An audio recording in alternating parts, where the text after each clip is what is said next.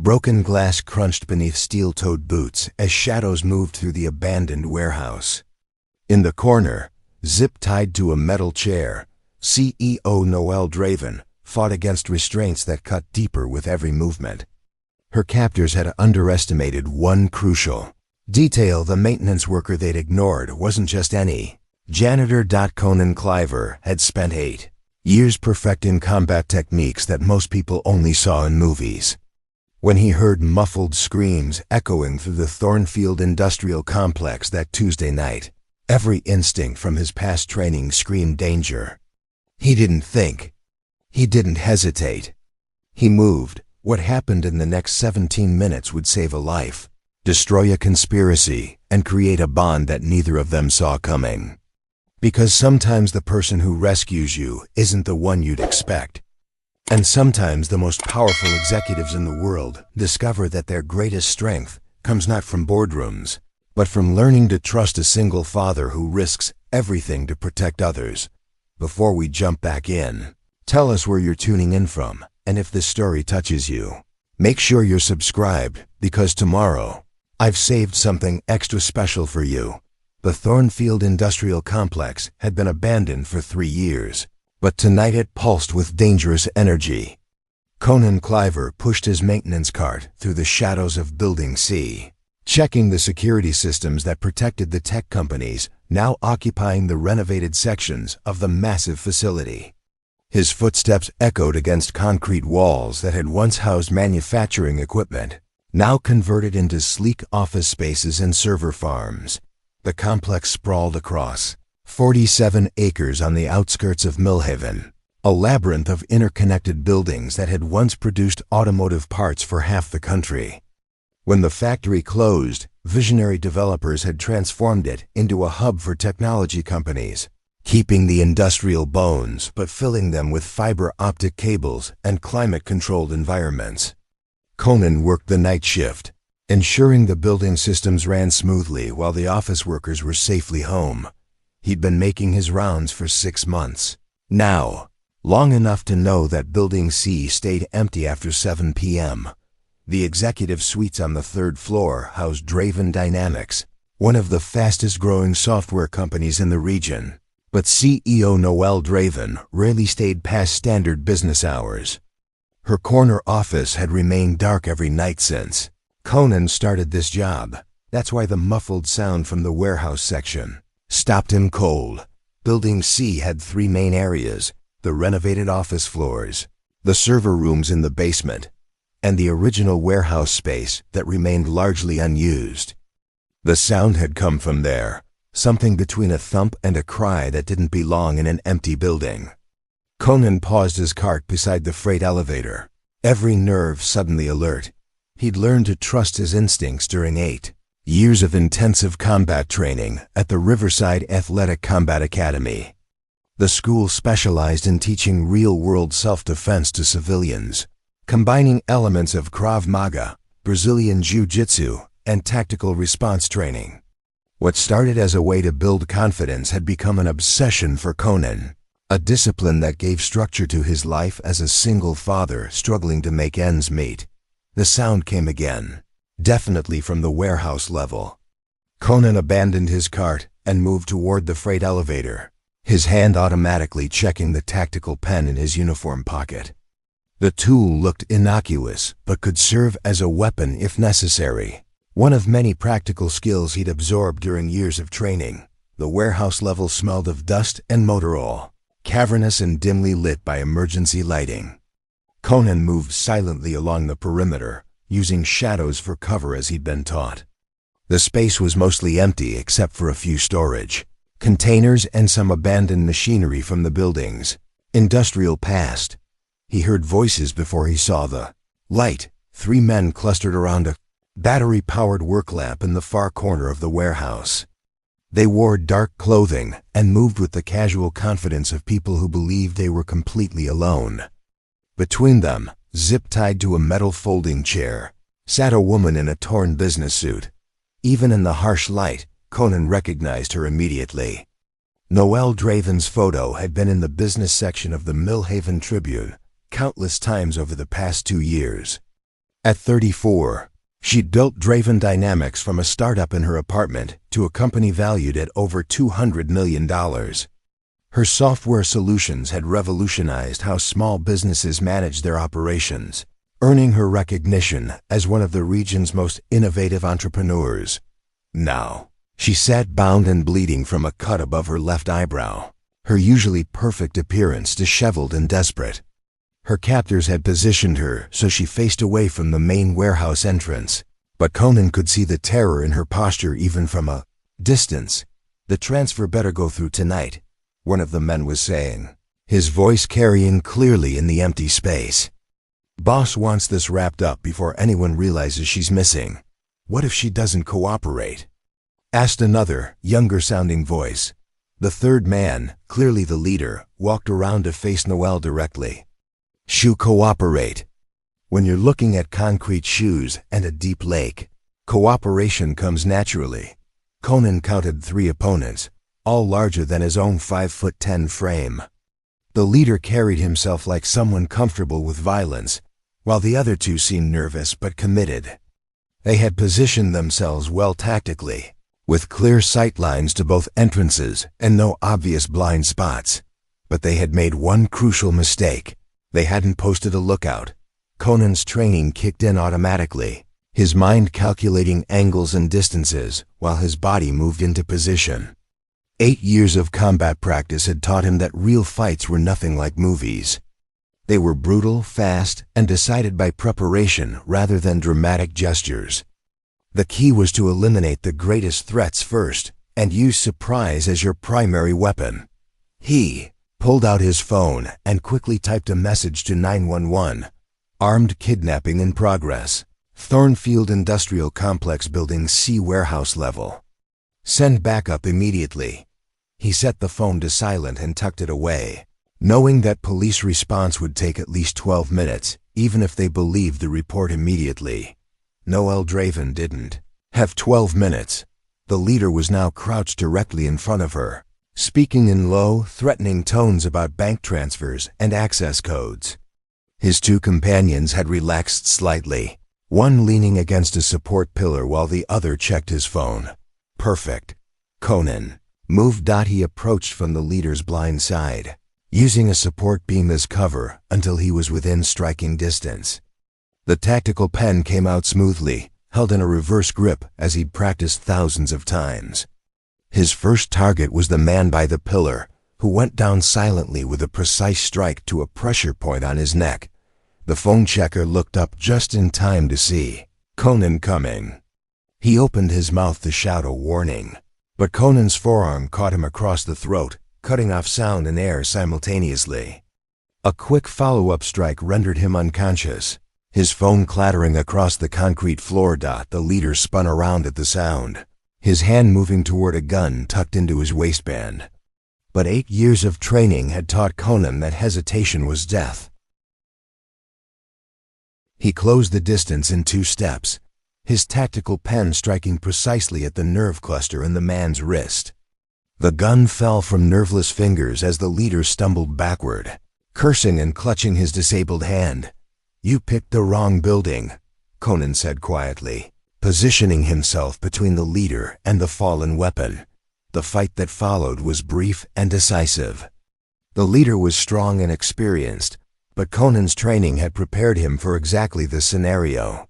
He used the man's size against him, redirecting momentum and attacking vulnerable points until his opponent collapsed beside his unconscious companions. 17 minutes after hearing the first muffled cry, Conan was cutting through Noelle's restraints with a utility knife from his maintenance belt. Her hands shook as circulation returned, and she stared at him with an expression he couldn't quite read. "Are you hurt?" he asked, helping her stand on unsteady legs. "I don't understand," she whispered, looking from him to the 3 unconscious men. "Who are you? How did you do that?" "Maintenance worker," Conan replied, already hearing sirens in the distance. Wrong place, right time, but Noelle wasn't looking at him like he was just a maintenance worker.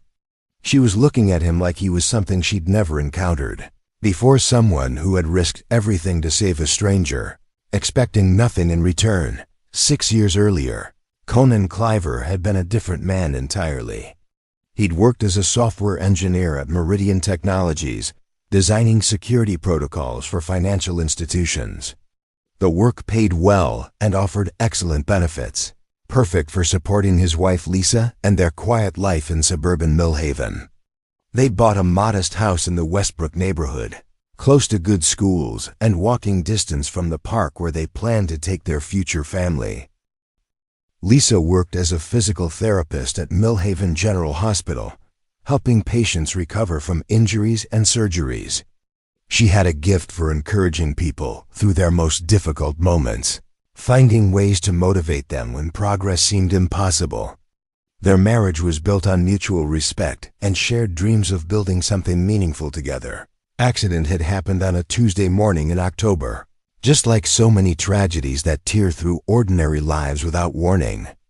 Lisa was driving to work through an intersection she'd navigated safely hundreds of times before. The drunk driver ran the red light at 60 miles per hour, hitting her small sedan on the driver's side with devastating force. Conan received the call at his office, where he'd been debugging code and thinking about what to make for dinner.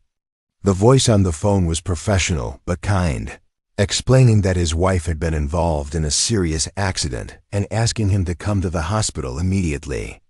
He'd driven there in a haze of disbelief, unable to process that his carefully ordered world was collapsing. Preparing and narrating this story took us a lot of time, so if you are enjoying it, subscribe to our channel. It means a lot to us. Now back to the story. Lisa lived for 6 hours after the impact, long enough for Conan to hold her hand and tell her he loved her, but not long enough for him to understand how he was supposed to continue existing without her. The doctors explained the medical details with compassionate efficiency, but all Conan heard was that the person who made his life meaningful was gone, and nothing would ever be the same. The funeral filled Millhaven's largest church. Lisa had touched hundreds of lives through her work, and patients she'd helped walked with better posture or moved with less pain because of her dedication. Conan sat in the front row, accepting condolences from colleagues and friends who meant well but couldn't understand the magnitude of his loss. After the funeral, Conan discovered that grief had its own timeline, unrelated to work schedules or social expectations. He tried to return to his normal routine, sitting at his computer and writing code while his mind replayed memories of Lisa's laugh or the way she hummed while making coffee in the morning. His productivity plummeted, and his colleagues grew concerned about his increasingly erratic behavior. The breaking point came 4 months after the accident, when Conan realized he'd been staring at the same screen for 3 hours without accomplishing anything meaningful. His supervisor called him into a private meeting and gently suggested that perhaps he needed more time to process his loss. The conversation was kind but firm. Meridian Technologies would hold his position open for 6 months, but he needed to take care of himself before he could effectively take care of his responsibilities. Conan cleaned out his desk that afternoon, packing up personal photos and small mementos while his coworkers watched with sympathetic expressions. He drove home to the house that still smelled like Lisa's perfume and felt like a museum of a life that no longer existed. For the first time since the accident, Conan acknowledged that he was drowning. The idea of combat training came from an unexpected source. Dr. Martinez, the grief counselor Lisa's hospital had recommended, suggested that physical activity might help Conan process emotions he couldn't express through conversation. Grief has to go somewhere, she explained during one of their sessions.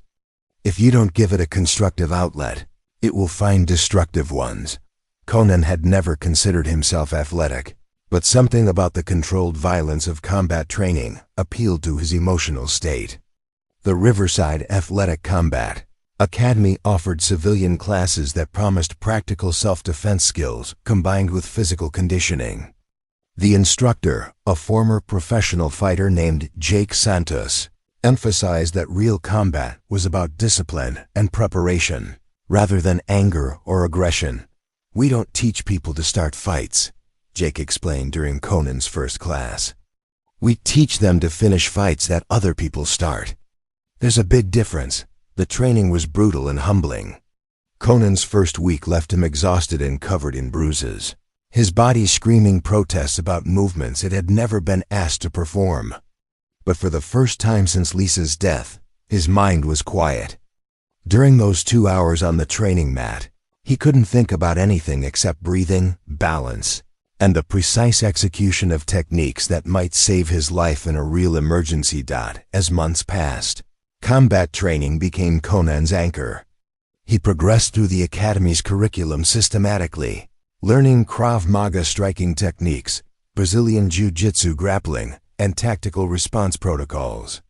The physical conditioning transformed his body, but more importantly, the mental discipline gave him tools for managing grief that traditional therapy had struggled to provide. Jake Santos became both instructor and mentor, recognizing that Conan's dedication came from a deeper place than most students.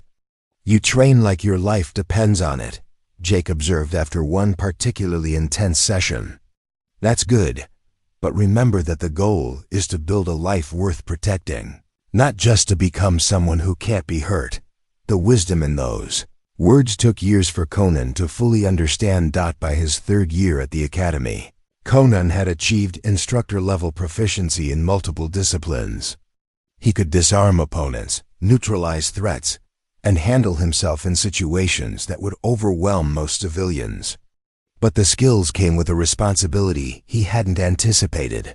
Several times each year, he found himself in situations where his training made the difference between safety and disaster. The first incident happened at a convenience store where Conan was buying coffee after a late training session.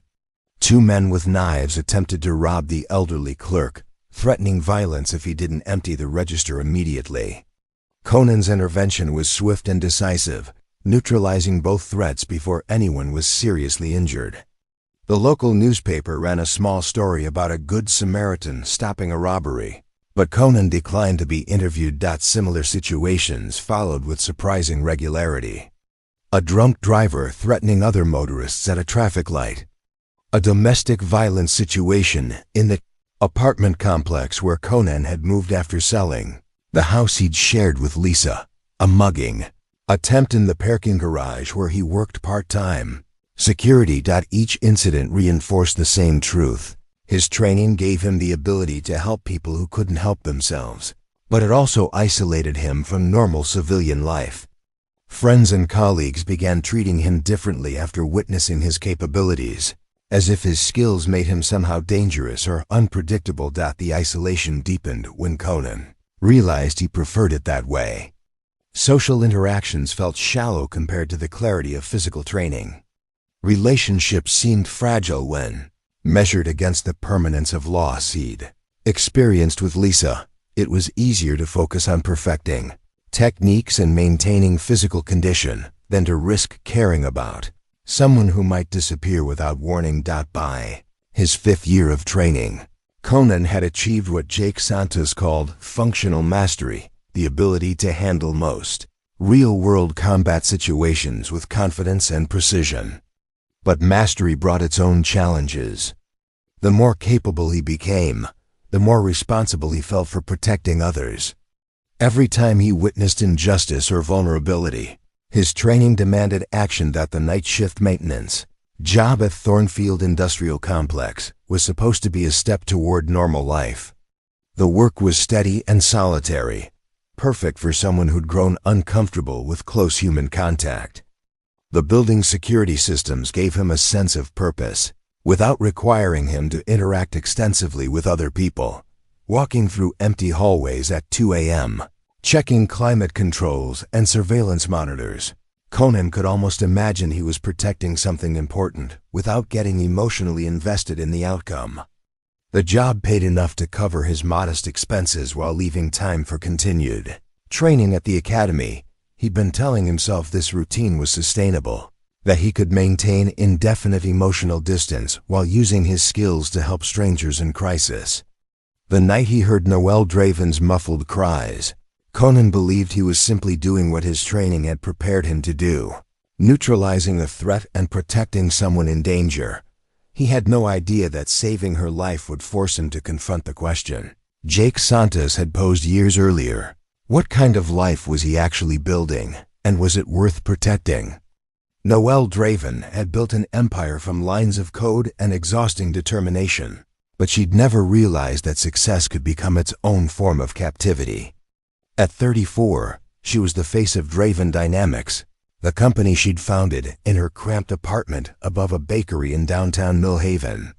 What had started as a simple software solution for small business, inventory management had evolved into a comprehensive platform serving over 10,000 companies across the region. The business magazines loved her story.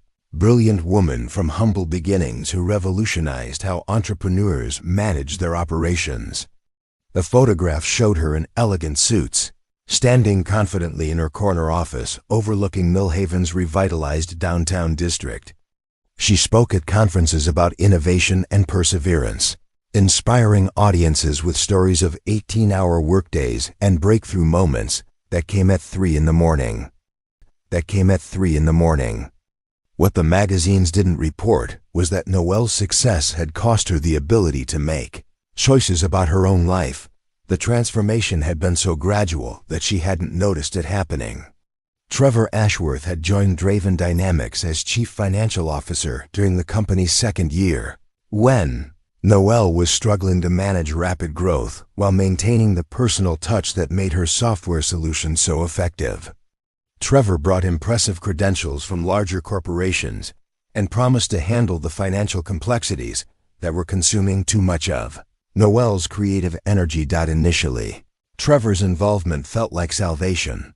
He streamlined the accounting processes, established relationships with investors, and created the operational framework that allowed Draven Dynamics to scale without losing its innovative edge. Noelle could focus on product development while Trevor managed the business side, a partnership that seemed ideal for both their skills and interests. The first signs of control were subtle and seemingly protective. Trevor suggested that Noelle's casual communication style might confuse investors who expected more formal corporate presentations. He helped her craft speeches and press releases that sounded more professional, editing her natural voice into language that impressed financial analysts but felt foreign in her mouth. "You're brilliant with technology," Trevor would say during their planning meetings, "but business communications require a different skill set. Let me handle the messaging while you focus on what you do best." The logic seemed reasonable, so Noelle allowed Trevor to manage more of her external communications. Interviews with journalists went through him first. Speaking engagements required his approval to ensure they aligned with company strategy. Email responses to major clients were drafted by his team and sent under her signature. Gradually, Noelle's public persona became a carefully crafted performance that bore little resemblance to her actual personality. The real Noelle was curious and informal, someone who learned best through conversation and experimentation. The public Noelle was polished and authoritative, delivering scripted remarks that impressed audiences but felt like reading someone else's thoughts. The financial controls developed more slowly but with devastating effectiveness. Trevor convinced Noelle that combining their personal and professional finances would streamline operations and provide better investment opportunities. He established joint accounts and investment portfolios that technically belonged to both of them but were managed entirely by his team. "Your time is worth more spent on development than managing portfolios," he explained when Noelle questioned why she couldn't access detailed financial statements. "Trust me to handle the money while you handle the innovation." By Draven Dynamics' fourth year, Noelle had become financially dependent on Trevor, despite being the company's founder and primary creative force. Her salary was paid into accounts she couldn't access independently. Her stock options were managed through investment vehicles that required Trevor's approval to liquidate.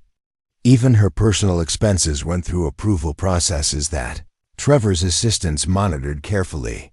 The isolation from friends and family happened through a combination of practical constraints and emotional manipulation. Noelle's schedule became so demanding that maintaining personal relationships required heroic effort.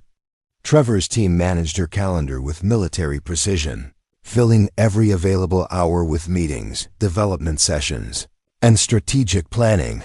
When Noelle tried to carve out time for lunch with her sister, Maya, or evening calls with college friends, Trevor would express disappointment about missed opportunities or delayed projects.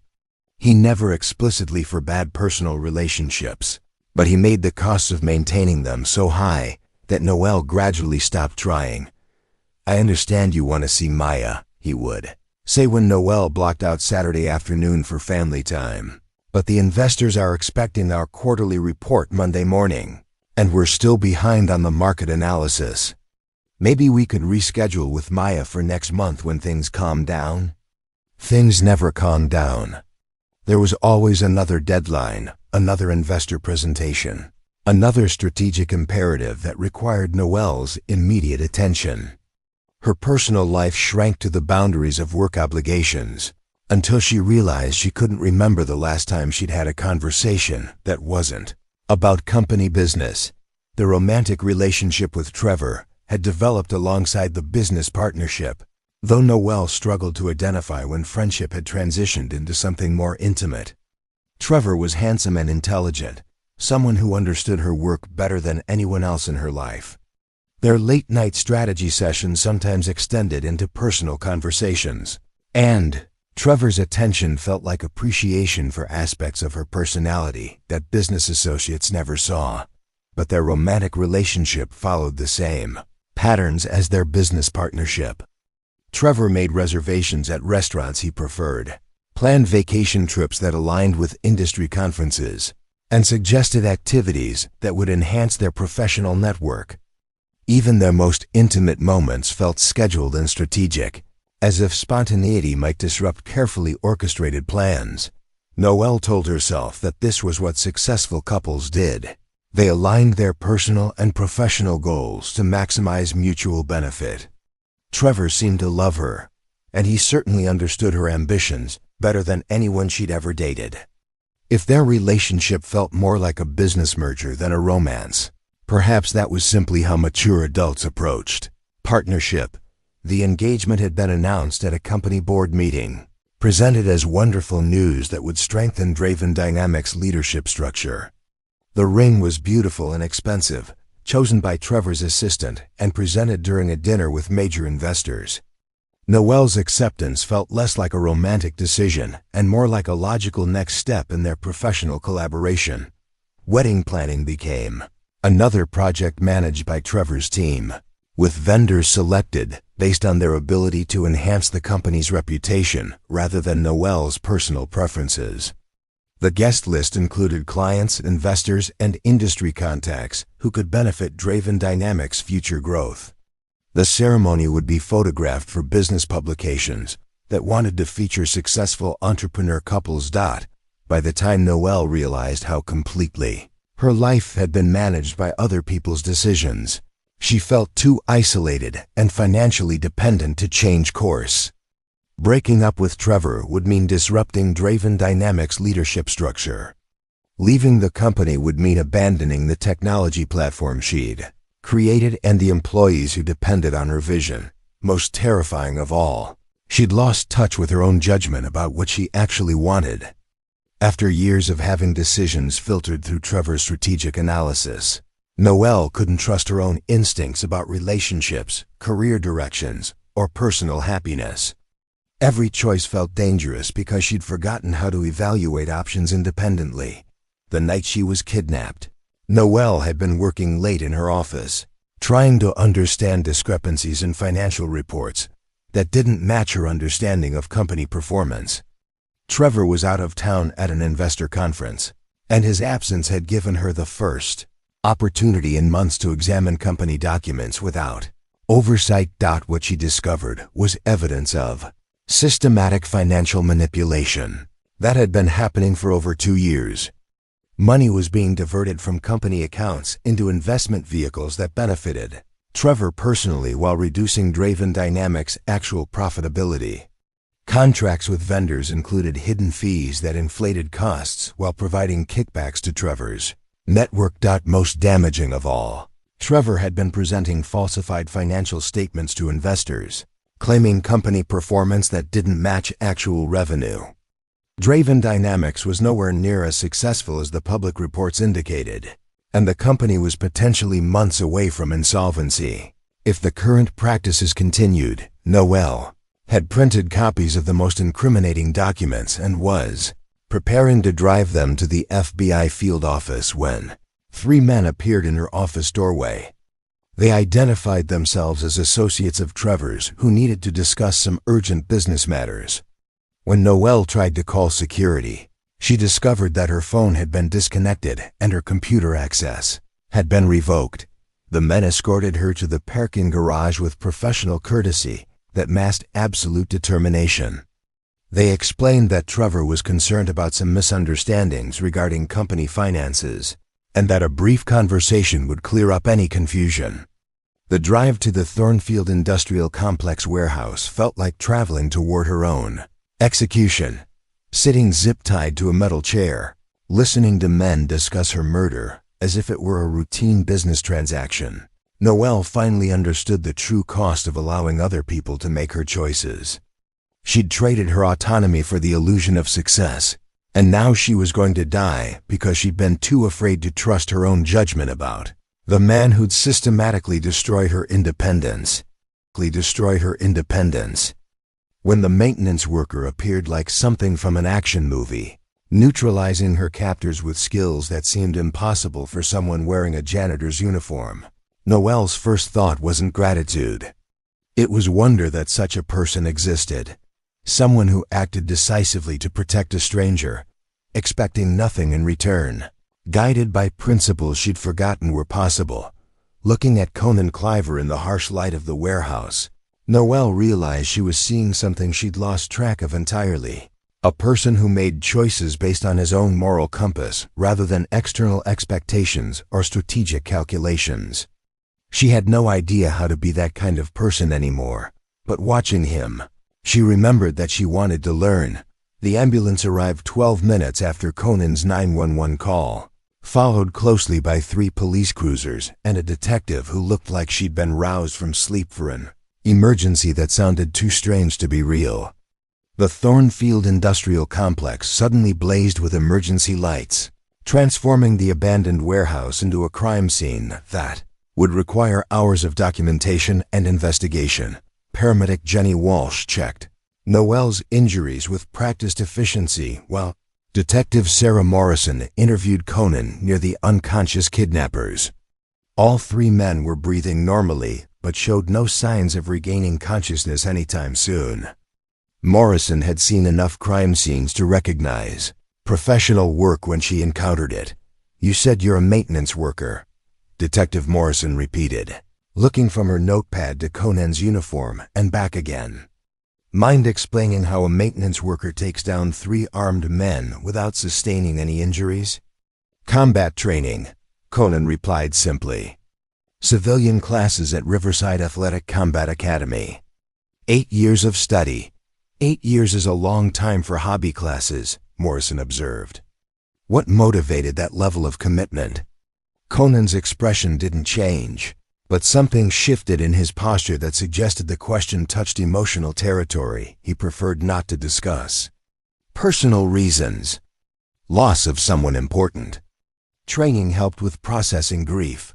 Morrison nodded, recognizing the careful language of someone who'd learned to discuss trauma without revealing details. She'd interviewed enough victims and witnesses to understand that some stories were too personal to share with strangers, even sympathetic professionals doing their jobs. Meanwhile, Paramedic Walsh was discovering that her patient was more concerned about her rescuer than her own injuries. Noel's cut required 3 stitches, and she had rope burns on her wrists from the zip ties, but her attention kept drifting to the quiet conversation between Conan and Detective Morrison. "He saved my life," Noel said as Walsh cleaned the wound on her forehead. "Those men were planning to kill me after I transferred money from company accounts. If he hadn't been here, hadn't acted when he did, I'd be dead. You're lucky he was making rounds at the right time. Walsh agreed, applying antiseptic with gentle precision. Not many people would have gotten involved in a situation like this. That's what I don't understand, Noel said, wincing slightly as the antiseptic stung. He didn't know who I was, didn't know if helping me would put him in danger, didn't know if there might be more kidnappers. He just heard someone in trouble and acted. Walsh paused in her work, studying Noel's expression. As a paramedic, she'd responded to countless emergencies where bystanders had chosen not to get involved, where potential helpers had decided that someone else's crisis wasn't worth personal risk. She'd also seen the psychological impact on victims who survived because one person decided to act when everyone else looked away. Some people are wired differently, Walsh said quietly. They see someone in danger and can't walk away. It's not common, but it's real. Across the warehouse, Detective Morrison was reaching similar conclusions about Conan's character. His story was consistent, his actions matched his stated motivations, and his background check had returned nothing more interesting than a speeding ticket from 2 years earlier. The man who'd neutralized 3 kidnappers with clinical efficiency was exactly what he claimed to be. A maintenance worker with unusual skills who'd happened to be in the right place at the right time. But Morrison was puzzled by one detail that didn't fit the standard Good Samaritan narrative. When she'd asked Conan about his plans for the rest of the evening, assuming he'd want to go home and decompress from the traumatic experience, he'd looked genuinely surprised by the question. "I need to finish my shift," Conan had said. "The building systems still require monitoring, and someone needs to reset the security protocols after all this activity. You want to go back to work?" Morrison had asked. "After what just happened here?" "The job doesn't stop because of an emergency," Conan replied matter-of-factly. "The technical systems don't care about personal drama," the response revealed. Something about Conan's character that Morrison found both admirable and concerning. He possessed the rare courage to risk his safety for a stranger, but he seemed unable to acknowledge that what he'd done was extraordinary. In his mind, he'd simply performed a routine maintenance task that happened to involve unconscious kidnappers instead of malfunctioning air conditioning units. The investigation took 3 hours to complete. Crime scene technicians photographed everything, collected evidence, and documented the precise positions where each kidnapper had fallen. The 3 men were transported to Millhaven General Hospital under police guard, where they would receive medical treatment before being formally charged with kidnapping, assault, and conspiracy. By 2:30 in the morning, only Conan, Noel, and Detective Morrison remained in the warehouse. Morrison had all the information she needed for her initial report, but she developed concerns about releasing both witnesses without ensuring they had adequate protection from potential retaliation. "We don't know who hired these men," Morrison explained as they walked toward the warehouse exit. "Ms. Draven, you mentioned financial irregularities at your company that might have motivated this attack. Until we understand the full scope of the conspiracy, you could still be in danger." Noel nodded, though she looked more exhausted than frightened. The adrenaline that had sustained her through the kidnapping and rescue had faded, leaving her struggling to process the magnitude of what had almost happened. "I need to contact my attorney and arrange for somewhere safe to stay while you investigate. What about family?" Morrison asked. "Parents, siblings, close friends who could provide support?" "My sister Maya lives in California," Noel said after a long pause. "My parents are in Florida. I don't really have close friends in Millhaven anymore. My social circle became pretty limited to business associates over the past few years." The admission revealed more about Noel's isolation than she'd intended. Morrison exchanged a glance with Conan, recognizing that the successful CEO had fewer personal resources than many crime victims who lived paycheck to paycheck. "I could recommend a hotel with good security," Morrison offered. "Somewhere downtown with doormen and surveillance systems." But as they reached the parking area outside the warehouse, a new problem became apparent. Noel's car keys, purse and phone were still somewhere in the building where she'd been taken, and she had no immediate way to access money, transportation, or communication. The kidnappers had isolated her so completely that even being rescued left her stranded. Conan had been quiet during the conversation about Noel's safety arrangements, but as they stood in the parking area under the harsh security lights, he made an offer that surprised everyone, including himself.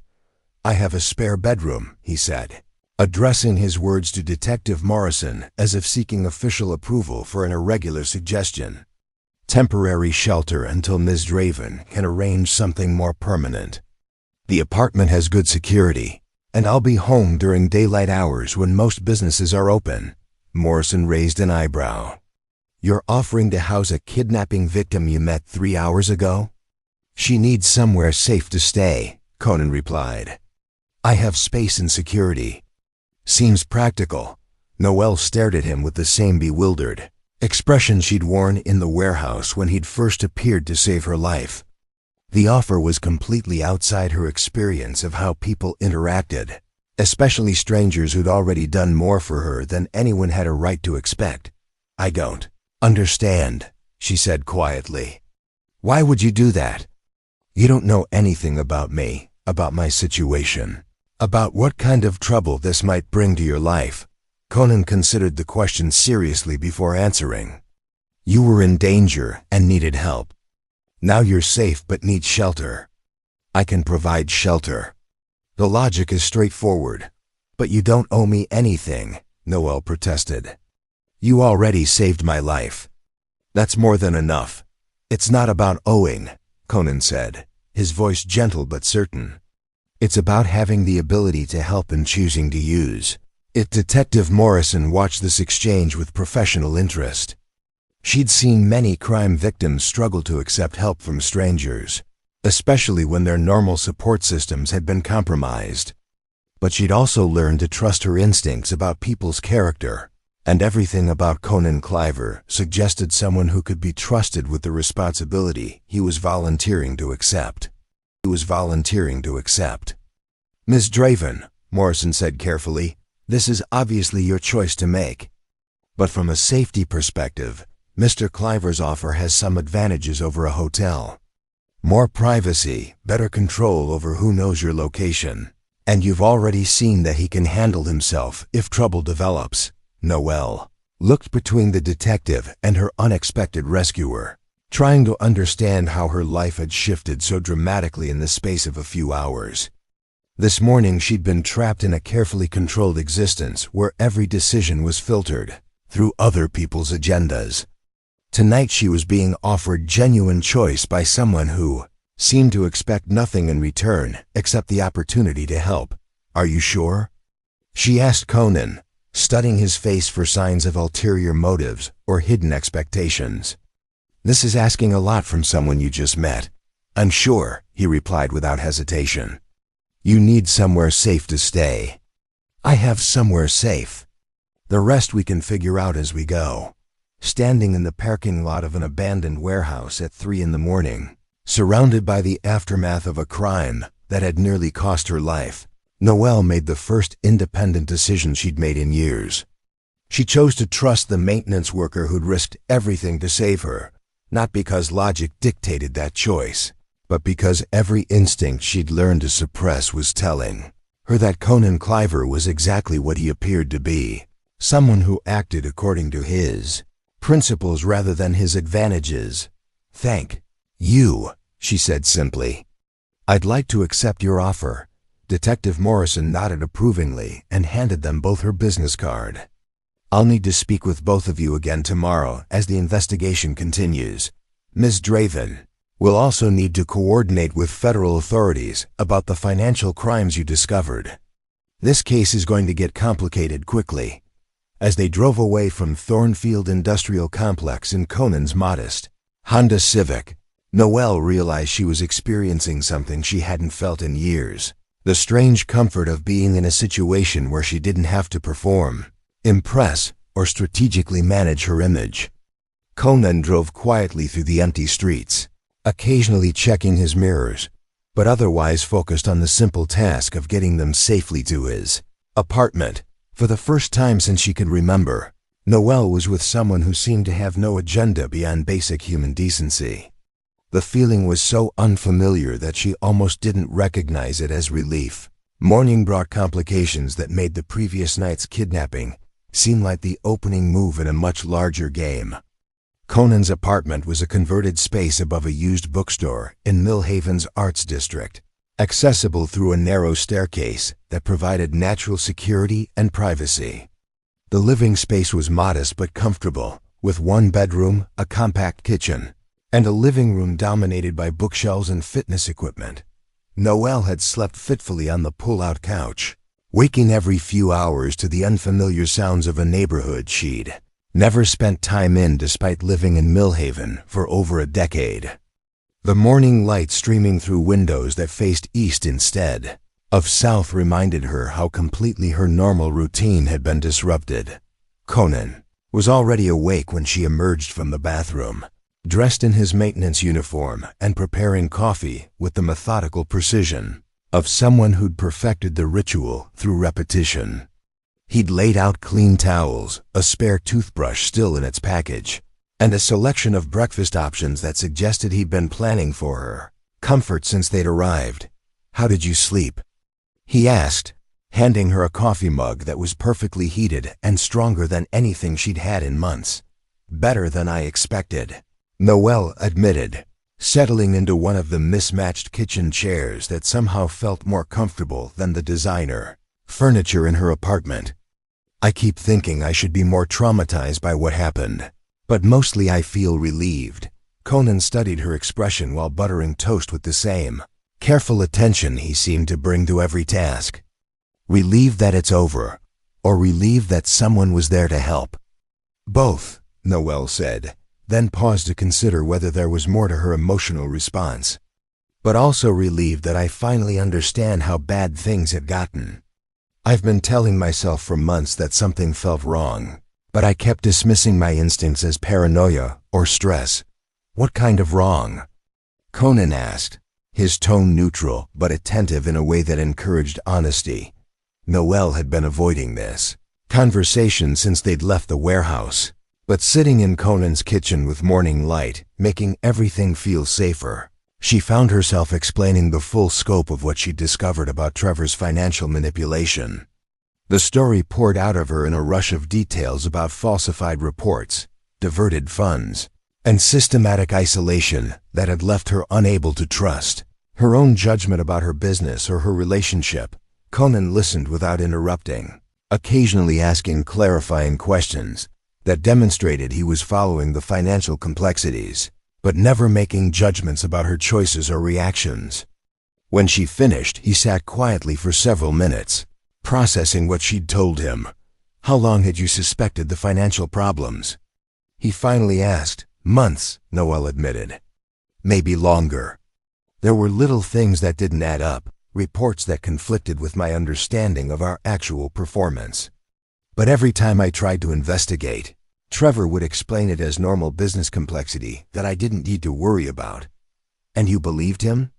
The question wasn't accusatory, but it forced Noelle to confront something she'd been avoiding. "I wanted to believe him," she said slowly. "It was easier to trust his expertise than to acknowledge that I'd lost control of my own company." Conan's phone buzzed against the kitchen table, displaying Detective Morrison's number. He answered immediately, and Noelle could hear the urgency in Morrison's voice, even though she couldn't make out specific words. "We'll be there in an hour," Conan said, ending the call and looking at Noelle with an expression that suggested the situation had just become significantly more complicated. "The 3 men from last night," he explained, already moving toward the door to retrieve his jacket. "They've started talking, and what they're saying changes everything about this case." Detective Morrison's office at Millhaven Police Headquarters felt like a neutral zone where the normal rules of social interaction were suspended in favor of facts and evidence. Morrison had spread documents across her desk in organized piles, each representing a different aspect of what had started as a kidnapping investigation and was rapidly evolving into something much larger. Trevor Ashworth is not who he claims to be, Morrison began without preamble. The credentials he used to join Draven Dynamics were fabricated, and his real name is Trevor Morrison, no relation to me, she added dryly. He's been involved in similar financial fraud schemes in 3 other states over the past 8 years. Noelle felt the room tilt slightly as she processed this information. Similar schemes? His pattern is consistent, Morrison continued, consulting her notes. He targets successful entrepreneurs who've built companies quickly and haven't established sophisticated financial oversight. He joins their organizations as a financial expert, gradually takes control of their business and personal finances, then systematically drains their assets while preparing for either a hostile takeover or complete liquidation. How many companies? Conan asked. 4 that we've identified so far, probably more. Total estimated theft is over $15 million. None of his previous victims reported the crimes, because he made sure they were too financially and emotionally compromised to fight back. Effectively, Morrison pulled out a folder containing photographs and documents that painted a picture of methodical predation spanning nearly a decade. Trevor Ashworth or Morrison, or whatever his real name was, had perfected a technique for identifying and exploiting successful entrepreneurs who were vulnerable to sophisticated manipulation. The 3 men who kidnapped you, Morrison continued, addressing Noelle directly, were hired through intermediaries and given very specific instructions. They weren't supposed to kill you immediately. The plan was to force you to transfer significant assets to offshore accounts, then stage your death to look like a suicide motivated by business failure. Suicide? Noelle's voice came out smaller than she'd intended. Trevor had been preparing the narrative for months. Morrison explained. Public statements about your stress levels, concerns about company performance, hints about your mental health. If the kidnapping had proceeded as planned, your death would have looked like the tragic end to an entrepreneur who couldn't handle the pressure of success. Conan's expression had grown, increasingly dark as Morrison outlined the scope of Trevor's planning. Where is he now? That's the problem, Morrison admitted. Trevor disappeared sometime yesterday evening, probably around the time Noelle was supposed to be making her forced financial transfers. He cleared out several accounts, destroyed documents at his office, and appears to have activated an escape plan he'd been developing for months. So he's gone, Noelle said, feeling a complex mix of relief and frustration. He's stolen from my company and tried to have me killed, but he's gone. Not gone, Morrison corrected. Hidden, and that's what makes this situation particularly dangerous. Morrison opened another folder, this one containing surveillance photographs and financial records that revealed the true scope of Trevor's operations. He hadn't been working alone. The financial fraud at Draven Dynamics was part of a larger network that included accomplices in multiple states, sophisticated money laundering operations, and resources that suggested significant organizational backing. Men who kidnapped you were low-level contractors, Morrison explained. But the financial infrastructure behind this operation indicates that Trevor is connected to much more serious criminals. People who invest significant money in these schemes and expect returns regardless of complications. Meaning? Conan asked, though his tone suggested he already understood the implications. Meaning that Noelle is still in danger, Morrison said bluntly. Trevor's associates have invested time and money in taking control of Draven Dynamics. The fact that their plan failed doesn't eliminate their financial motivation. The room fell silent as they absorbed this information. What had seemed like a successful rescue and the end of an immediate threat was actually the beginning of a much more complex and dangerous situation. Noelle wasn't just a kidnapping victim who needed temporary protection. She was a target in an ongoing financial conspiracy that had already murdered other entrepreneurs in similar situations. What are my options? Noelle asked finally, officially. We're coordinating with federal authorities to investigate the financial crimes and track Trevor's associates, Morrison replied. That process will take months, maybe years, and there's no guarantee we'll be able to neutralize the threat completely. And unofficially? Morrison glanced at Conan before answering. Unofficially, you need to disappear until we can determine the full scope of this conspiracy. New identity, new location, complete disconnection from your previous life until it's safe to resurface. The suggestion hit Noelle like a physical blow. Disappearing meant abandoning Draven Dynamics, the company she'd built from nothing and which employed 47 people who depended on their jobs. It meant walking away from the only life she'd ever known, even if that life had become a carefully controlled prison. I can't do that, she said immediately. My company, my employees, my responsibility to. Your responsibility is to stay alive, Morrison interrupted. Draven Dynamics is already compromised. Trevor's theft has left the company financially unstable, and his associates will use whatever leverage they can find to force you into compliance with their demands. Conan had been listening to this conversation with growing recognition of a dilemma he understood intimately. Noelle was facing the same choice he'd confronted after Lisa's death, whether to rebuild a life that had been destroyed by circumstances beyond her control, or to retreat into protective isolation that might be safer but would never feel like truly living. There's another option, he said quietly, earning surprised looks from both Morrison and Noelle. What option? Morrison asked. Fight back, Conan replied. Not by hiding, but by making it too expensive and dangerous for these people to continue targeting her. Morrison shook her head immediately. Mr. Cliver, I appreciate what you did last night, but this isn't a situation that can be resolved through combat training. These are professional criminals with substantial resources and no moral constraints. I'm not talking about direct confrontation, Conan clarified. I'm talking about making Noelle a target. That's more trouble than she's worth. Removing their financial incentive by protecting their investment until law enforcement can eliminate the threat permanently. How would that work? Noelle asked, intrigued despite herself. Conan looked directly at her, and she saw something in his expression that reminded her of the moment he'd appeared in the warehouse. Absolute certainty combined with willingness to act on principle regardless of personal cost. You don't disappear, he said.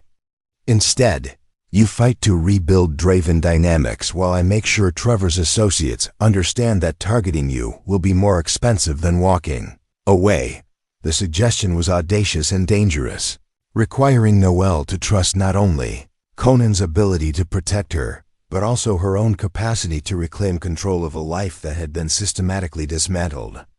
But sitting in Detective Morrison's office, processing the scope of Trevor's betrayal and the magnitude of the threat she still faced, Noelle realized she'd reached a decision point that would define everything that came after. She could choose safety through disappearance, abandoning everything she'd built to protect herself from people who'd already stolen her autonomy.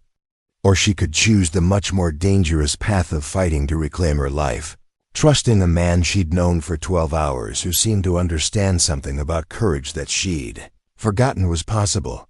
Looking at Conan's steady expression, remembering how he'd risked everything to save a stranger, Noelle made the second independent decision of her new life. What would fighting back actually look like? She asked. The next 3 weeks transformed Noelle's understanding of what life could feel like when choices were made independently rather than strategically.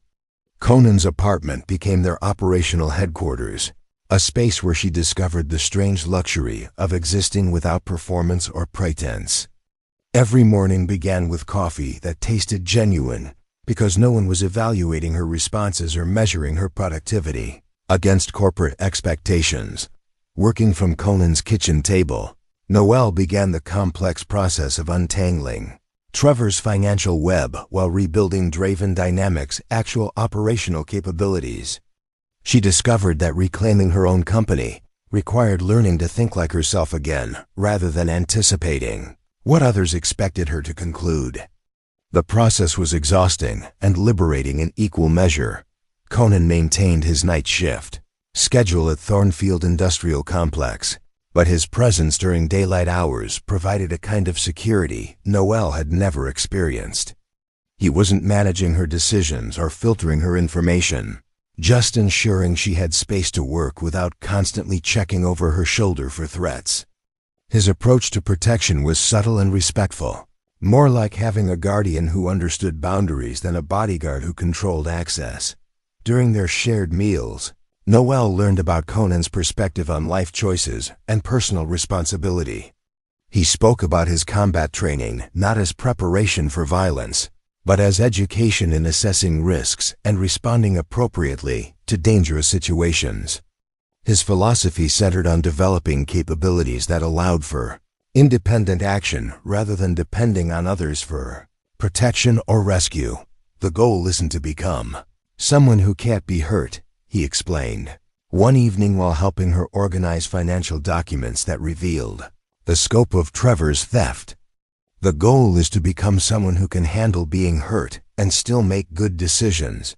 The distinction resonated with Noelle's situation in ways that traditional business advice never had. She was learning to rebuild her company not by avoiding future betrayals, but by developing systems that could detect and respond to manipulation before it became catastrophic. Her relationship with Draven Dynamics employees required delicate navigation as she worked to restore their confidence while investigating which team members might have been unknowingly complicit in Trevor's schemes. Several staff meetings conducted via secure video calls revealed that most employees had noticed irregularities but hadn't felt empowered to question financial decisions that came from executive leadership.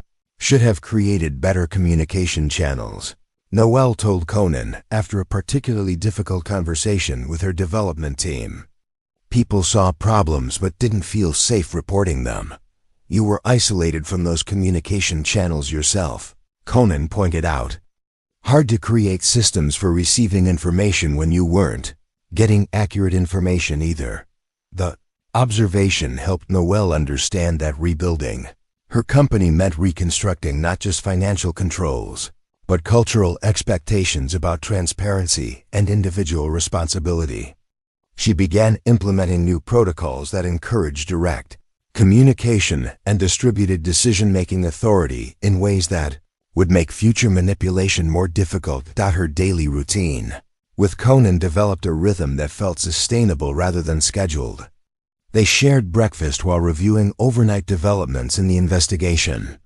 Noelle worked on company business while Conan slept, and they reconvened in the afternoons to discuss progress and plan next steps. Evenings often included walks through Millhaven's Arts District, where Noelle discovered neighborhoods she'd lived near for years but never explored. The conversations during these walks revealed aspects of both their personalities that emergency situations hadn't allowed for examination. Conan was methodical and observant, someone who noticed details about their environment and the people they encountered. Noelle was discovering that without the pressure of constant performance, she was naturally curious and analytical, someone who enjoyed solving complex problems when the solutions weren't predetermined by other people's agendas.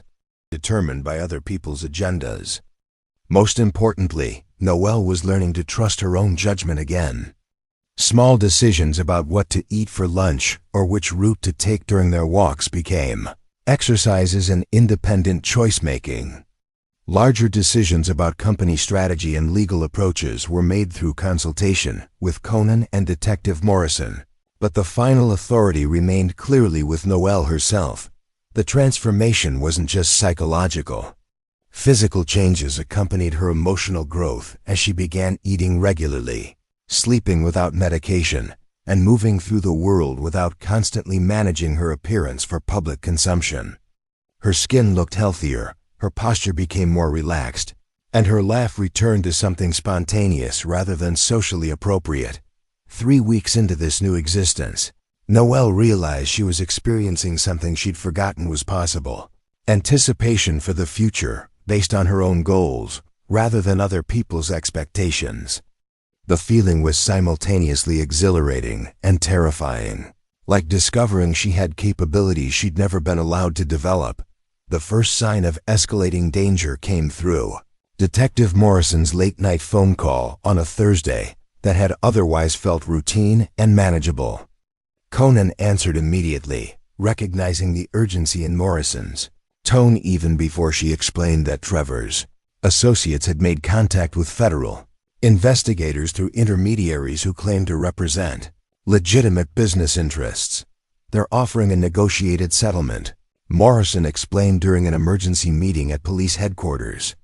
Return of some stolen assets in exchange for Noel signing documents that would essentially transfer majority control of Draven Dynamics to a shell corporation they control.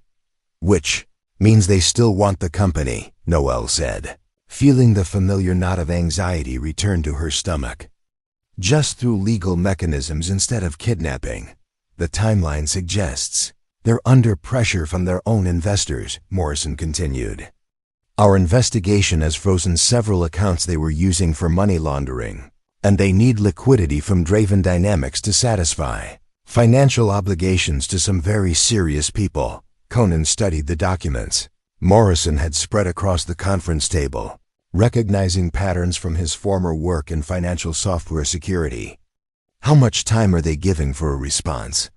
72 hours, Morrison replied. After that, they've indicated that alternative approaches will be necessary to resolve their financial concerns. The euphemism was clear to everyone in the room. Trevor's associates were threatening escalated violence if Noel didn't voluntarily surrender control of her company within 3 days.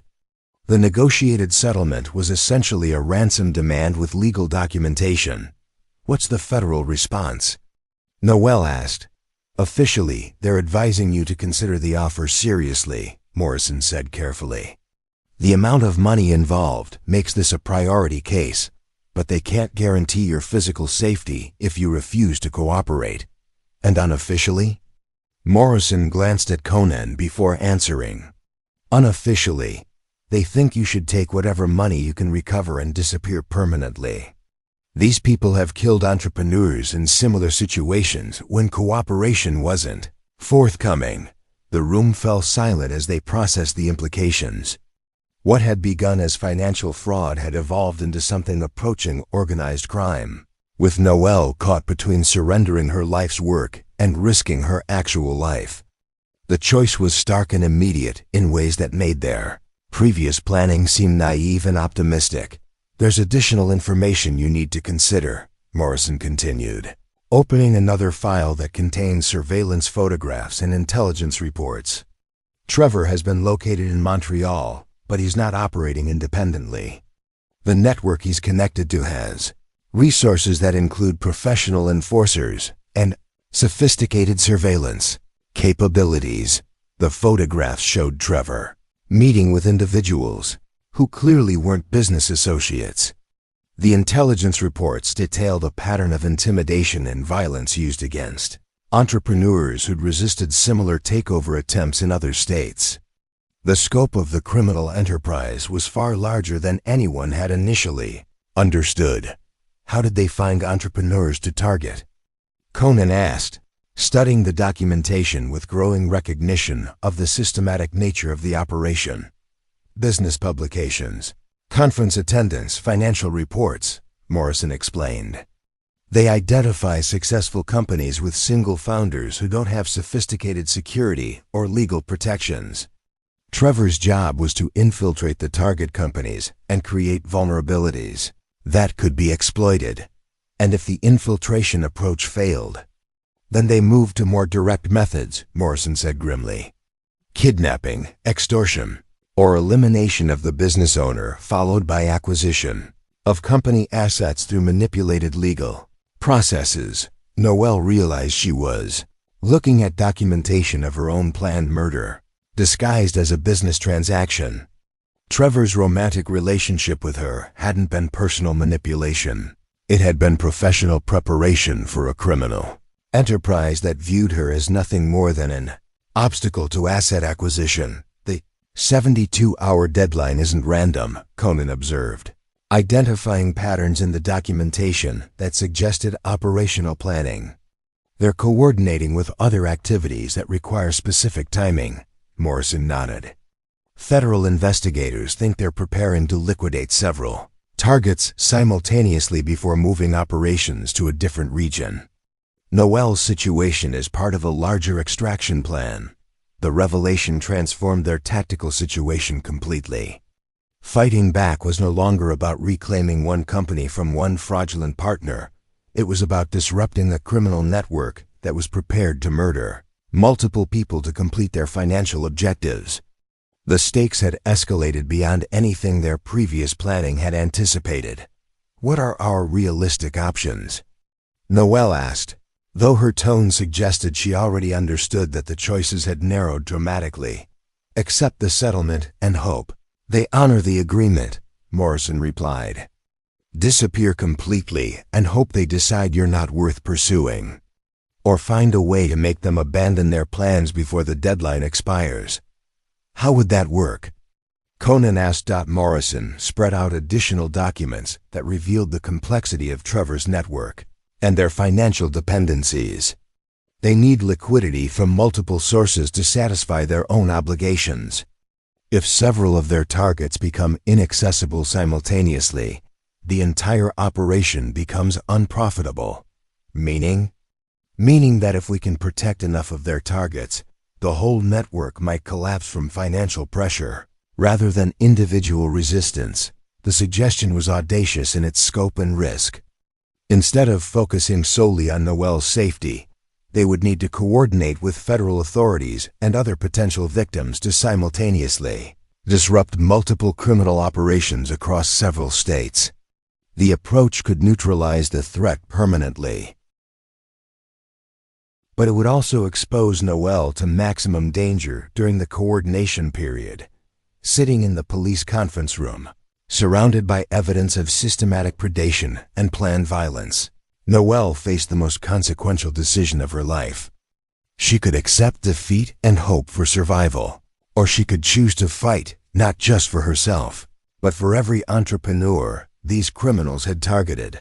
The choice would determine not just her own future, but whether Trevor's network would continue destroying other people's lives with impunity. The argument between Conan and Noel began quietly in the police station parking lot, but intensified as they drove back to his apartment through Millhaven's evening traffic. What started as a disagreement about tactical approaches had revealed fundamental differences in their perspectives on responsibility, protection, and the acceptable level of risk when fighting for principles versus survival. Coordinating with federal authorities to protect multiple targets simultaneously is suicide, Conan said, his voice controlled but firm as they stopped at a red light. You're talking about making yourself the primary target for a criminal network that has already tried to kill you once. I'm talking about stopping them permanently, instead of just postponing my own problems, Noel replied, staring out the passenger window at ordinary people going about their evening routines without wondering if they were being surveilled by professional criminals. If we don't disrupt their entire operation, they'll just wait and try again when we're less prepared. That's not your responsibility, Conan said, the light turning green as his frustration became more apparent. Your responsibility is to stay alive and rebuild your life, not to save every other entrepreneur who might be targeted by these people. The statement hung between them as they navigated the familiar streets toward his apartment, each recognizing that their disagreement touched on deeper questions about moral obligation and personal agency. Noel had spent years having her choices limited by other people's definitions of what she should or shouldn't risk. Conan had spent years avoiding emotional investment that might lead to the kind of loss he'd experienced with Lisa. Lisa, you saved my life because you believed it was the right thing to do, Noel said as they climbed the stairs to his apartment. You didn't know me, didn't know if helping me would put you in danger, didn't know if I was worth the risk. You acted on principle. That was different, Conan replied, unlocking his door with movements that were sharper than usual. That was an immediate situation requiring immediate action. This is a choice to voluntarily enter a prolonged conflict with people who have infinite resources and no moral constraints. How is it different? Noelle pressed, following him into the kitchen where their previous conversations had established a foundation of mutual respect that now felt strained. You're telling me to prioritize my safety over other people who are in exactly the situation I was in. 3 weeks ago, Conan set his keys down with deliberate precision, turning to face her with an expression that combined frustration with something that looked like fear. Because 3 weeks ago, I didn't know you. Now I do. And I'm not prepared to watch someone I care about get killed for a principle that might not work. The admission shifted the emotional landscape of their argument, introducing personal attachment as a factor that complicated their tactical discussion. Noelle realized that Conan's resistance wasn't just about risk assessment, it was about his own inability to handle another loss after building emotional connections he'd been avoiding for years. So your solution is to make my choices for me? Noelle asked, her voice rising as she recognized the familiar pattern of well-meaning control. You want to protect me by limiting my options to the ones you think are safe? I want to protect you by using my judgment about situations I understand better than you do, Conan replied, his own voice becoming sharper. I've been studying violence and dangerous people for 8 years. You've been studying software development and business management. Which of us is better qualified to assess the risks of confronting organized criminals? Which of us is better qualified to decide what I'm willing to risk for my own principles? Noelle shot back. You're doing exactly what Trevor did, taking control of my decisions because you think you know better than I do what I can handle. Comparison to Trevor was devastating and unfair, and Noelle regretted it as soon as the words left her mouth.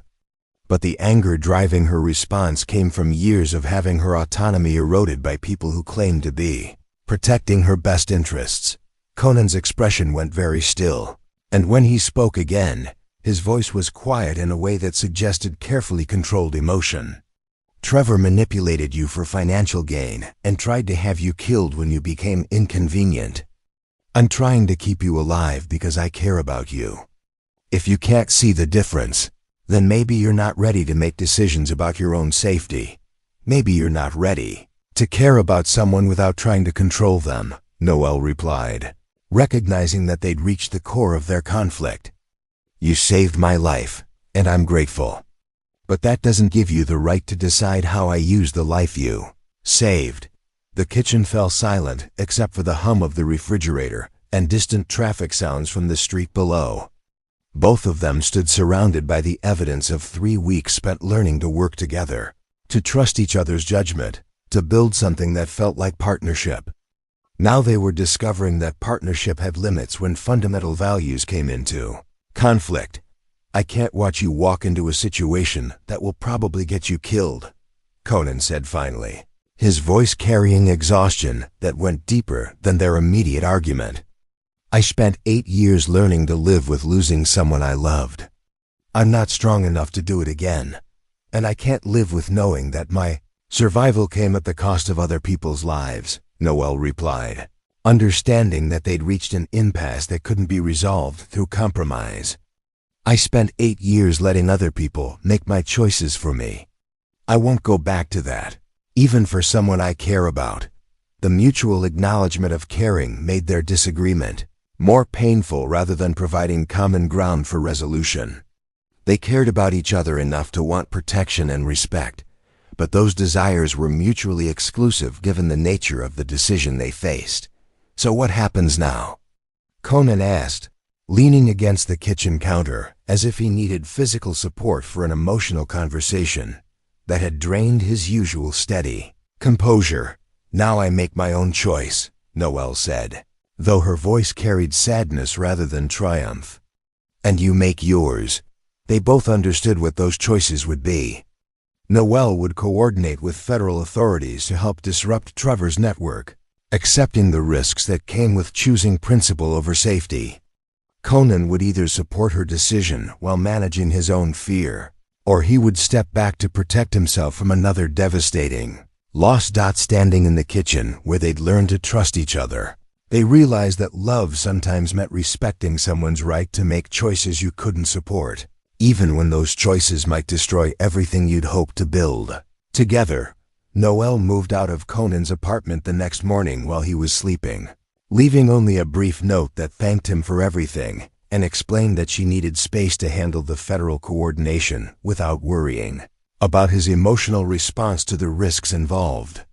The decision felt both necessary and devastating, like amputating a limb to save the body. She rented a secure furnished apartment downtown through Detective Morrison's contacts, a space designed for witness protection that offered sophisticated security systems and limited access points. The apartment was sterile and functional, the opposite of Conan's warm space filled with books and evidence of a life lived authentically. But it provided what she needed: privacy to work with federal authorities and isolation that would keep Conan safe from retaliation if her plans failed. The federal coordination proved more complex than anyone had anticipated.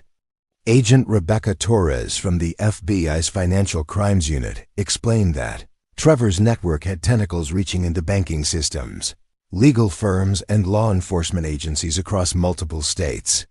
Disrupting their operations required precise timing and absolute secrecy, since any leaked information would allow the criminals to disappear with their stolen assets. "We're coordinating with 7 other victims in 5 states," Torres explained during their first strategy meeting. "Each target represents millions in stolen assets, and each individual's safety depends on all the others maintaining operational security until we move." Simultaneously, Noelle found herself serving as both victim and consultant, using her technical expertise to help federal investigators understand how Trevor's financial manipulation had worked. Her software development background proved invaluable in tracking digital trails and identifying vulnerabilities in the network's money laundering systems. Working 18-hour days from her secure apartment, Noelle discovered capabilities she'd never been allowed to develop during her years under Trevor's control. She could analyze complex financial data, coordinate with law enforcement across jurisdictions, and maintain operational security while managing multiple moving parts simultaneously. The pressure was intense, but it felt like using muscles that had been dormant for years. The most difficult aspect wasn't the technical complexity, or even the physical danger. It was functioning without Conan's steady presence and perspective. She'd grown accustomed to his quiet competence and principled approach to decision-making. Working alone, she had to develop confidence in her own judgment without external validation or support. Agent Torres noticed her isolation during their 3rd week of coordination. "You seem like someone who's used to working with a partner," she observed after a particularly long planning session. "Is there someone you trust who could provide support without compromising operational security?" "There was," Noelle replied carefully. "But we disagreed about whether this approach was worth the risk. And you chose the mission over the relationship?" "I chose my own judgment over someone else's fear for my safety," Noelle corrected. "Even someone whose fear came from caring about me." Torres nodded with the understanding of someone who'd navigated similar conflicts between personal relationships and professional obligations. "That's the hardest choice in dangerous work. People who care about you want to keep you safe, but safety and effectiveness are sometimes mutually exclusive." Meanwhile, Conan was struggling with his own learning curve about respect versus protection. He'd returned from his night shift to find Noelle's note and most of her belongings gone, leaving his apartment feeling empty in ways that went beyond physical space. The experience forced him to confront whether his desire to protect her had crossed the line into controlling her choices. He maintained his work schedule at Thornfield Industrial Complex, but his evenings were spent walking through Mill Haven's Arts District, thinking about the difference between supporting someone and trying to manage their decisions. The distinction was subtle but crucial, requiring him to separate his emotional needs from her autonomy. Jake Santos, his combat instructor, noticed the change during their training sessions. "You're fighting like someone who's lost something important," Jake observed after a particularly intense sparring match. "Want to talk about what's eating at you? Talk about what's eating at you." "I met someone who needed help," Conan explained, his words carefully chosen. "I helped her, then tried to keep helping even when she didn't want that kind of help anymore." "Ah," Jake said, recognizing a familiar pattern. "You learn to rescue people, but you never learned when to stop rescuing them." "She's in real danger," Conan protested. "Serious, life-threatening danger from people who have already tried to kill her once. And she chose to face that danger anyway," Jake replied. "Which means your job is to respect her choice, not to override it because you think you know better." The conversation forced Conan to examine his motivations more honestly. His desire to protect Noelle wasn't just about her safety, it was about his own fear of experiencing another devastating loss. He'd been trying to manage her choices to manage his own emotional risk, which was exactly the kind of controlling behavior she'd spent years escaping. 2 weeks into their separation, Conan received an encrypted message through Detective Morrison asking if he would be willing to provide tactical support for the federal operation, without trying to influence Noelle's participation. The request represented a choice between sulking about her decision and finding ways to support her goals while respecting her autonomy. He spent 3 days considering the offer, recognizing that accepting it meant acknowledging that Noelle had been right about her own capabilities and judgment. She didn't need him to rescue her from this situation. She needed him to trust that she could handle it while being available if she requested specific assistance. His response was simple: available if needed. Respecting her leadership on operational decisions, the message represented a fundamental shift in how Conan understood love and partnership. True support meant believing in someone's strength rather than focusing on their vulnerability, trusting their judgment rather than substituting your own, and being present for their choices rather than trying to prevent them from making difficult ones. 3 weeks into their separation, both Noelle and Conan had proven something important to themselves and each other. Noelle could navigate complex dangers and make sound decisions under pressure without external guidance or protection. Conan could care deeply about someone while respecting their right to take risks he couldn't support. Emotionally, the federal operation was entering its final phase, and success would depend on whether they could work together as equals rather than as protector and protected.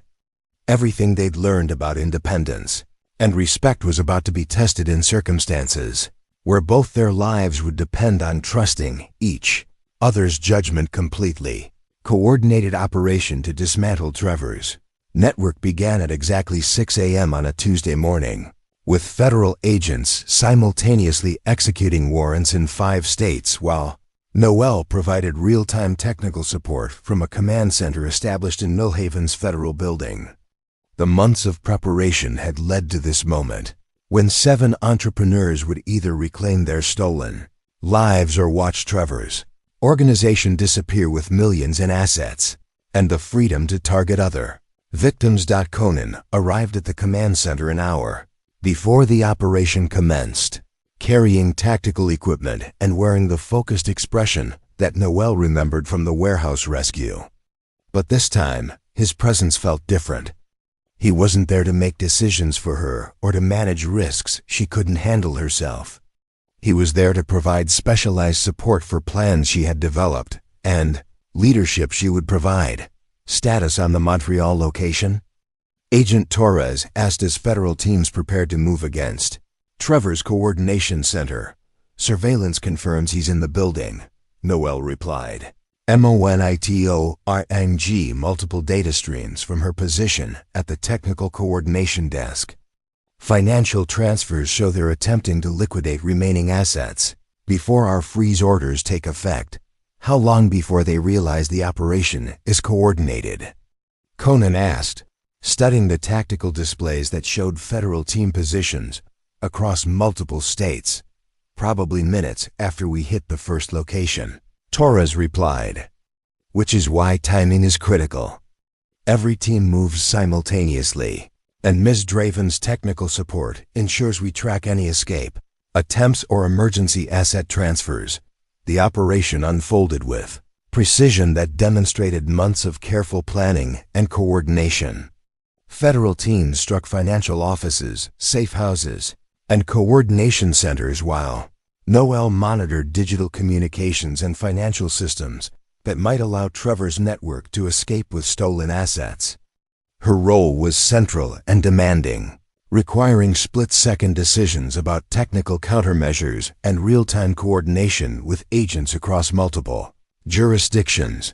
Conan's contribution was exactly what she needed: tactical assessment of security situations, threat analysis when complications developed, and calm competence that allowed her to focus on technical challenges without worrying about physical security. He provided expertise without overriding her decisions, support without attempting control, partnership without attempting to manage her responses to stress. Denver team reports resistance at the financial center. Torres announced as the operation entered its second hour. They need technical support to prevent data destruction. Noelle's fingers moved across multiple keyboards, simultaneously, establishing secure connections and implementing countermeasures she developed during weeks of preparation. Implementing backup protocols now. They should have access to secured systems within 90 seconds. What if the resistance escalates?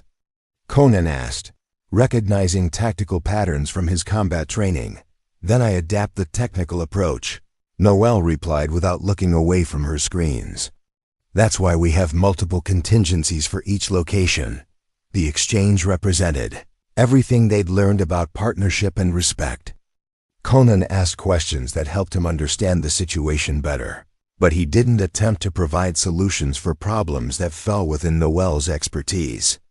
Noelle utilized his tactical knowledge when it was relevant, but she maintained clear authority over operational decisions. By noon, Trevor's network was in complete collapse.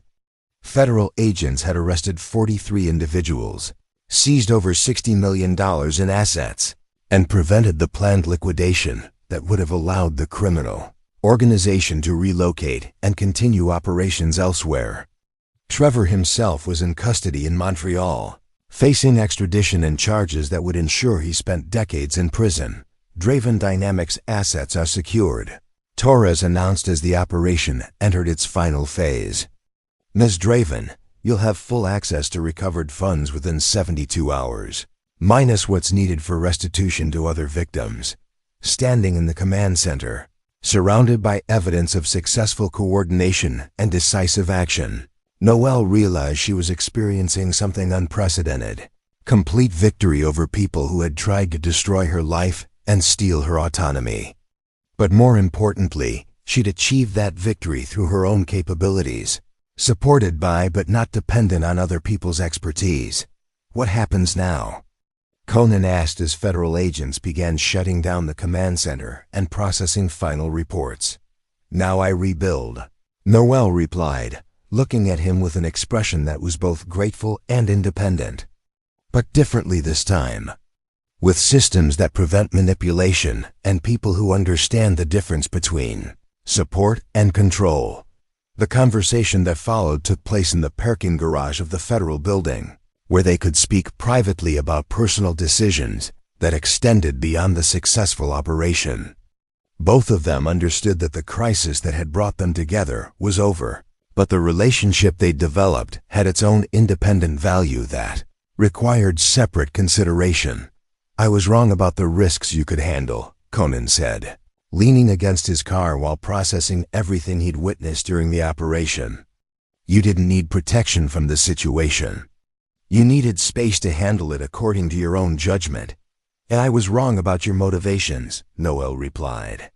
When you tried to limit my options, it wasn't because you thought I was incompetent.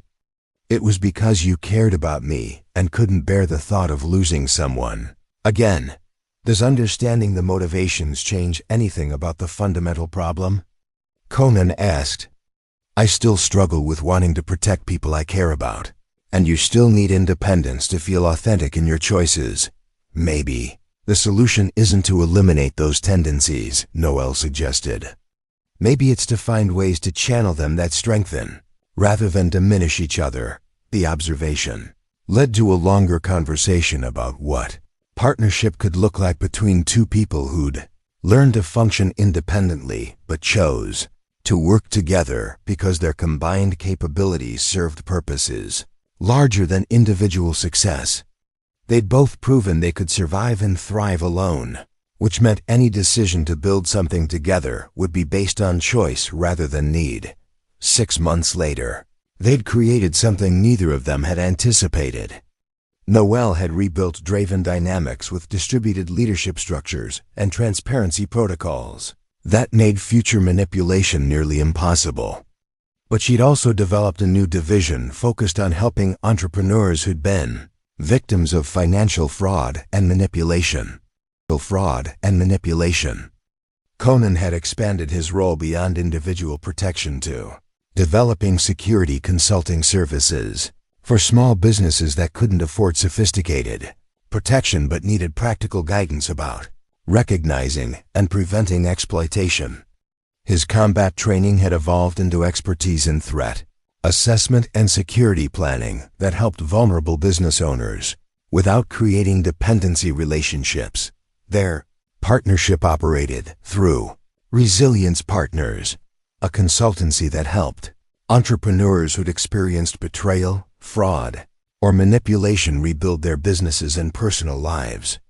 Noel provided technical expertise and strategic planning, while Conan offered security assessment and practical training in recognizing dangerous situations. The work was fulfilling in ways that their individual successes had never achieved. Every entrepreneur they helped represented someone who wouldn't have to experience the isolation and helplessness that both of them had endured. Every business they secured was one less target for predators.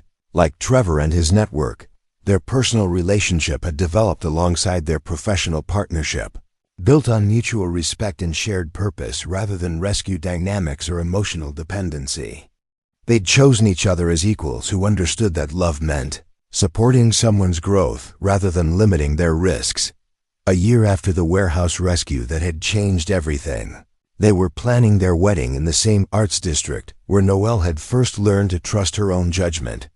The ceremony would be small and authentic, focused on the promises they were making to each other, rather than the performance of those promises for other people's approval. Any regrets about how complicated this became? Conan asked one evening as they walked through neighborhoods that had become home to both of them. None. Noel replied without hesitation. The complication taught us who we actually are when we're not performing roles other people created for. U.S. Standing under streetlights in the arts district where their independent lives had begun, they understood that the best rescues aren't about pulling someone from immediate danger. They're about creating space for people to discover their own strength, then choosing to build something meaningful together, because your combined capabilities serve purposes worth the complexity of authentic partnership. The warehouse fire that had destroyed Trevor's plans had also cleared the ground for lives that neither of them could have built alone, but both of them had chosen to create together. Up next, you've got 2 more standout stories right on your screen. If this one hit the mark, you won't want to pass these up. Just click and check them out. And don't forget to subscribe and turn on the notification bell so you don't miss any upload from us.